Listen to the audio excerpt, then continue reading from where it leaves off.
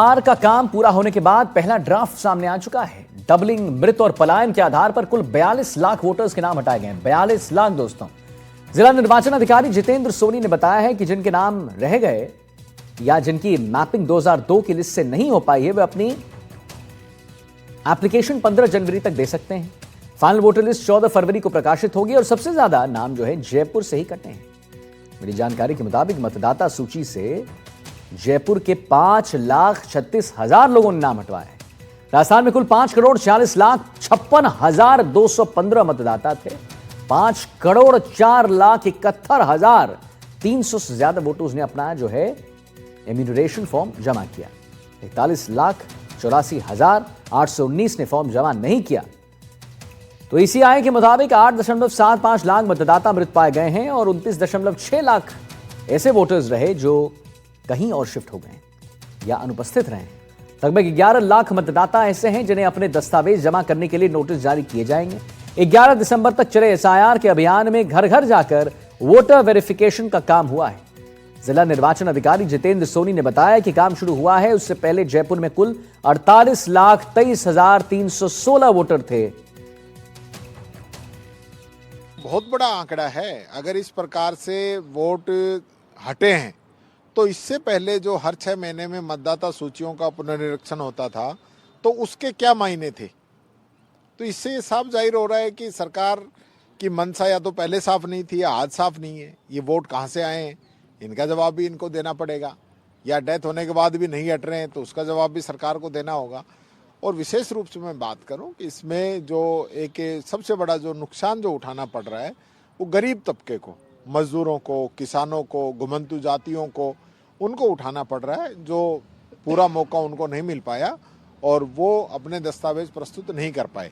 तो उसके लिए मैं समझता हूँ सरकार को खुद अभियान चला के उनसे दस्तावेज लेने चाहिए। कि भारतीय निर्वाचन आयोग द्वारा 27 अक्टूबर से एसआईआर की घोषणा की गई थी, जिसके मद्देनजर हमने 4 नवंबर से एसआईआर का काम प्रारंभ किया। 4 नवंबर से यह जो अभियान शुरू हुआ ये 11 दिसंबर तक चला। इसके अंदर हमारे जितने भी वोटर थे, हमारे कुल वोटर्स की संख्या 48,23,379 थी जब हमने शुरू किया। तो प्रत्येक वोटर के 2-2 फॉर्म, इनोमरेशन फॉर्म मतलब परिगणना प्रपत्र थे, वो 2-2 कॉपी में थे, ताकि हम वोटर को दें, वो अपनी डिटेल भरे और उसके पश्चात हम उससे एक प्राप्त कर लें, एक उसके पास रह जाए। इसमें इम्पोर्टेंट तथ्य ये है कि 41,85,000 जो व्यक्ति हैं इस मतदाता सूची से अलग अलग कारणों से पृथक किए गए हैं। उनमें जो प्रमुख कारण है वो है इनका वहाँ से पलायन करके दूसरी जगह शिफ्ट होना। मृत वोटर्स की भी संख्या काफ़ी है और फिर एब्सेंट और डुप्लीकेट वोटर्स भी हैं। सो ये 4 सेगमेंट्स हैं जिसमें जिस कारण 41,85,000 जो व्यक्ति हैं वो मतदाता सूची से पृथक किए गए हैं। विश्वास शर्मा हमारे साथ जुड़ गए इसी पर और जानकारी देने के लिए। विश्वास, जरा बताइए क्या ये पूरा मुद्दा है और एसआईआर का काम पूरा होने के बाद पहला ड्राफ्ट जो है जारी हो चुका है, क्या कुछ दिख रहा है उस ड्राफ्ट में?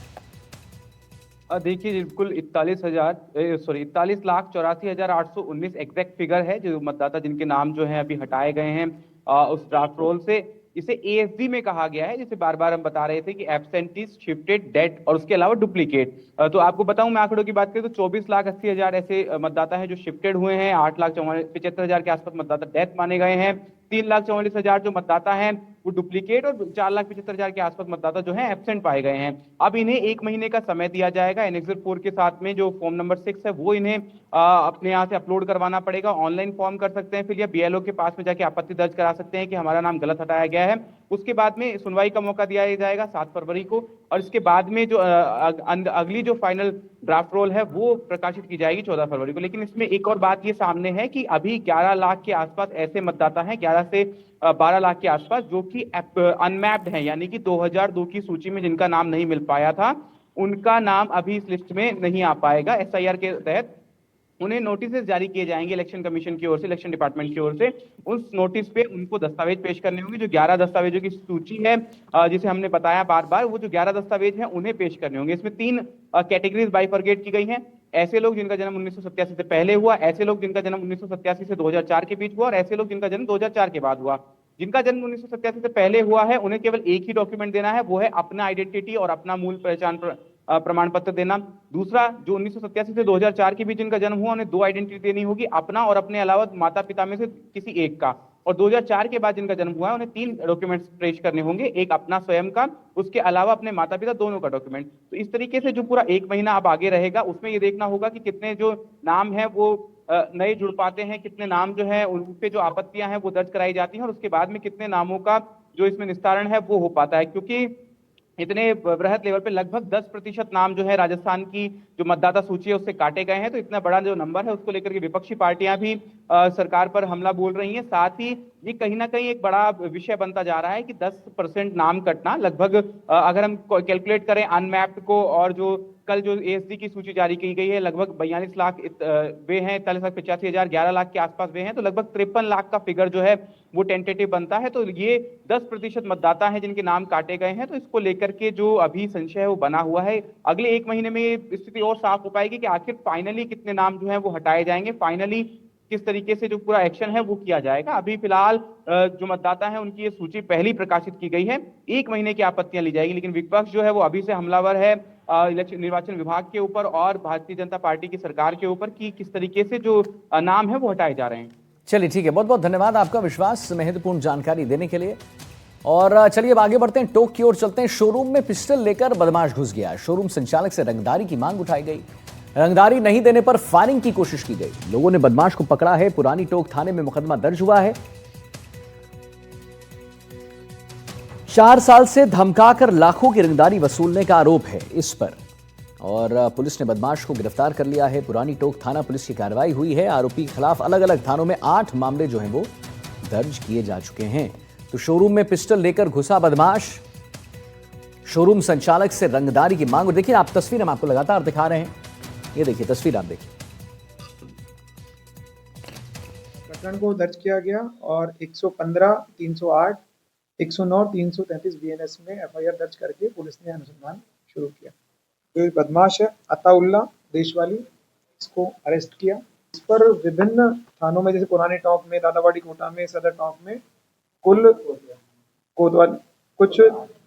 8 प्रकरण दर्ज है। ये 9वां प्रकरण। इसको अभी अरेस्ट किया गया और पुलिस रिमांड माननीय न्यायालय से प्राप्त की गई।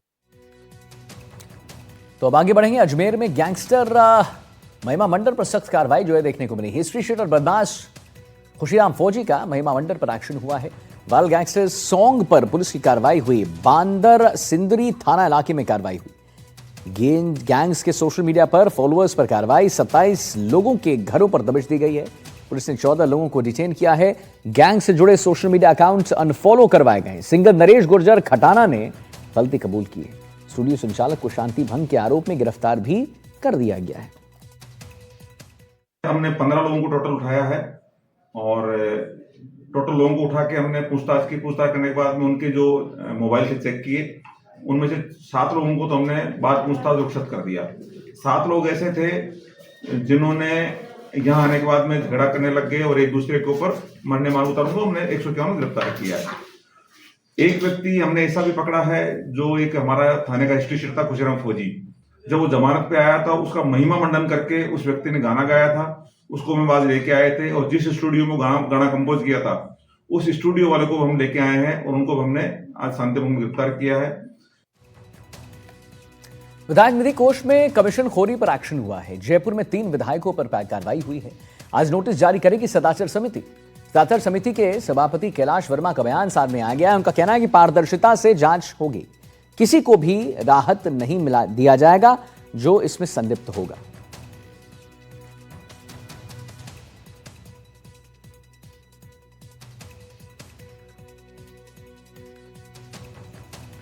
तो देखिए विधायक निधि कोष में कमीशन खोरी पर एक्शन हुआ है। जयपुर में 3 विधायकों पर कार्रवाई हुई है और आज नोटिस जारी करेगी सदाचार समिति। सदाचार समिति के सभापति कैलाश वर्मा का बयान, पारदर्शिता से जांच होगी, किसी को बख्शा नहीं जाएगा, किसी को राहत नहीं दी जाएगी, ये कह रहे हैं।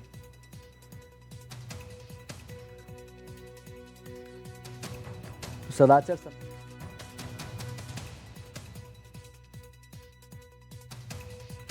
हमारे साथ हैं विधानसभा की सदाचार समिति के सभापति कैलाश वर्मा, उनसे बातचीत करते हैं। कैलाश जी, 3 विधायकों का मामला, जो कथित कमीशन का मामला है, वो विधानसभा अध्यक्ष ने आपकी कमेटी को दे दिया है। क्या प्रोग्रेस, क्या प्रक्रिया? देखिए, लोकतंत्र के अंदर ऐसे मामले होना वैसे तो दुर्भाग्यपूर्ण है। जिस तरीके से जनता अपने वोट की ताकत से अपने प्रतिनिधि को बहुत भावनाओं के साथ में, बहुत विश्वास के साथ में राजस्थान की सबसे बड़ी पंचायत के अंदर भेजती है, उन सब लोगों का भी है कि मेरी वोट की ताकत से सड़क बनेगी, नाली बनेगी, रोड लाइट लगेगी, और फिर कहीं ना कहीं लोकतंत्र के अंदर अगर ऐसे विषय आते हैं तो बड़े दुर्भाग्यपूर्ण है। मैं भी ऐसे मामलों की निंदा करता हूँ, और एक सदाचार कमेटी के चेयरमैन के नाते मैं इतना कह सकता हूं कि इस सरकार के अंदर भ्रष्टाचारी लोगों की किसी प्रकार की कोई जगह नहीं है। जिस तरीके से माननीय मुख्यमंत्री जी ने जीरो टॉलरेंस के ऊपर काम करते हुए, जैसे ये संज्ञान उनके प्रकरण उनके संज्ञान के अंदर आया, उन्होंने तुरंत विधानसभा अध्यक्ष जी से बात की, और विधानसभा अध्यक्ष जी भी इतने जागरूक है कि इससे पहले भी जब जयकिशन वाला मामला हुआ था तो उन्होंने तुरंत इस मामले को सदाचार कमेटी के अंदर दिया। तीनों विधायकों का जो मामला हुआ है, जो प्रकरण हुआ है, वो जैसे ही हमारी कमेटी के पास में आया, मेरी आज विधानसभा अध्यक्ष जी से अभी बात हुई, लंबी हमारी चर्चा हुई। उन्होंने कहा कि भ्रष्टाचार से ओतप्रोत किसी भी कागज की, किसी भी व्यक्ति की यहाँ पे आवश्यकता नहीं है।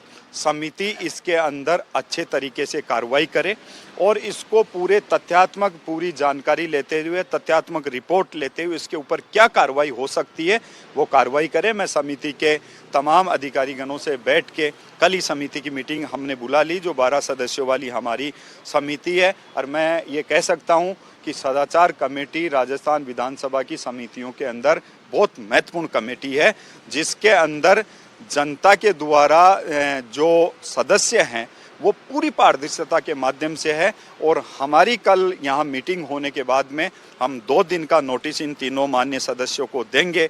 ये अपनी तरफ से क्या है, कोई क्या कह रहा है हमने ये नहीं किया, कोई क्या कह रहा है मैंने ये नहीं किया, तो जब हमारी कमेटी इनको बुलाएगी 2 दिन के नोटिस के ऊपर, हम इनकी जो भी बात है वो पूरी तरीके से सुनेंगे, और समिति इसमें किसी प्रकार की बिना लापरवाही के साथ में अगर कार्रवाई भी करनी पड़ी तो कार्रवाई भी करेंगे, मगर हम माननीय मुख्यमंत्री जी के नेतृत्व वाली जो सरकार है। कैलाश शर्मा जो कह रहे हैं 3 विधायकों का मामला उनकी कमेटी के पास आ गया है, कल बैठक भी बुलाई जाएगी और तीनों विधायकों को नोटिस देकर उनका पक्ष भी जाना जाएगा। उसके बाद विधानसभा अध्यक्ष को रिपोर्ट पेश की जाएगी जो सदन में आएगी। कैमरा पर्सन जसराज के साथ शशि मोहन, एनडीटीवी, जयपुर।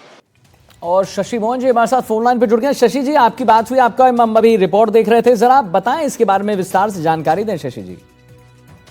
दरअसल 12 सदस्यों की कमेटी होती है आदित्य, और उसमें कमेटी में पूछा जाता है कि क्या इस पर फैसला होना चाहिए, लेकिन उससे पहले जो जिन विधायकों का मामला है उनको भी सुनने का मौका दिया जाता है। आज पहली बैठक है इस मामले के लिहाज से, जहां तक कि विधायक निधि कोष के पैसे खर्च करने में कथित कमीशन का मामला है, उस लिहाज से तो इन विधायकों को नोटिस जारी किया जाएगा और 2 दिन की समय अवधि का होगा ये नोटिस कि 2 दिन में आप अपना पक्ष रखें। तो विधायक आएंगे कमेटी के सामने, कमेटी के प्रतिनिधि के सामने अपनी बात रखेंगे, और उसके बाद आगे की प्रक्रिया होगी। कमेटी कितना संतुष्ट होती है, अगर इसमें और दोबारा बुलाने की जरूरत पड़ी तो उनको दोबारा बुलाया जाएगा, उनका पक्ष जाना जाएगा।